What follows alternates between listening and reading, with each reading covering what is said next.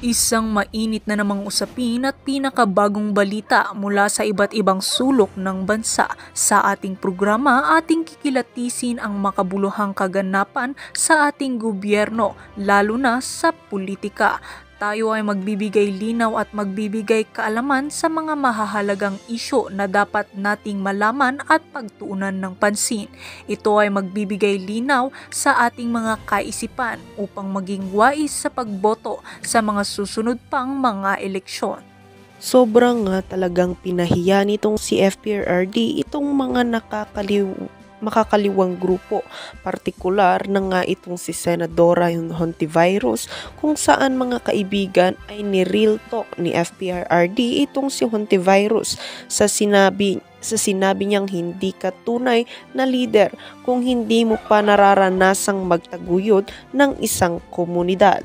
Dito nga natin makikita na tunay ngang parang kumain ng alikabok itong si Hontiveros dahil nga sa sobrang pagpapahiya ni FPRRD sa kanya. Dito nga din nag-advise si FPRRD hindi lang kay Hontiveros kundi sa buong Senado na mag-focus sila sa kanilang trabaho bilang mga mambabatas at itigil ang puro hearing at kakab-imbestiga sa nakaraang administrasyon dahil nasasayang lang ang pera ng kaban ng bayan. Tila ba mas humanga pa lalo ang ating mga mamamayan, lalo na ang mga DDS, dahil nga dito sa ipinakita ni FPRRD sa Senate hearing na ito, at marami din ang sumasang-ayon sa sinasabi ni FPRRD na sayang lang ang pera ng kaban ng bayan kung puro na lang hearing ang nangyayari sa Senado. Dahil nga sa pangyayaring ito, hindi napigilan ng mga netizen na maglabas ng kanilang saloobin sa isyung ito. Ayon nga sa mga netizen, ayaw na umalis ni Tatay Digong. Maganda maging kaibigan si Tatay Digong, puno siya ng knowledge. Nagiging matalino ang Pilipino pag siya ang kausap mo.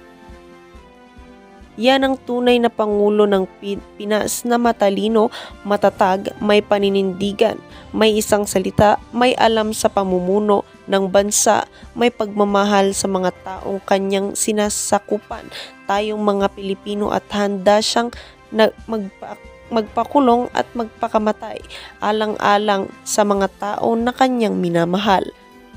Ang tindi ni FPRRD, inimbitahan nyo siya dyan sa hearing, tas pauuwiin nyo siya after a couple of hours na hindi pa siya satisfied dahil marami pa siyang gustong malaman sa mga articles na hindi pa nasasagot.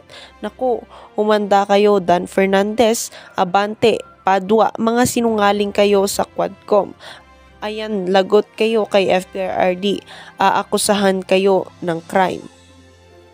In my opinion, pinilit kasi nila na dumalo si PRRD, so he wanted to make sure that all needs to be tackled or discussed, well answered and clear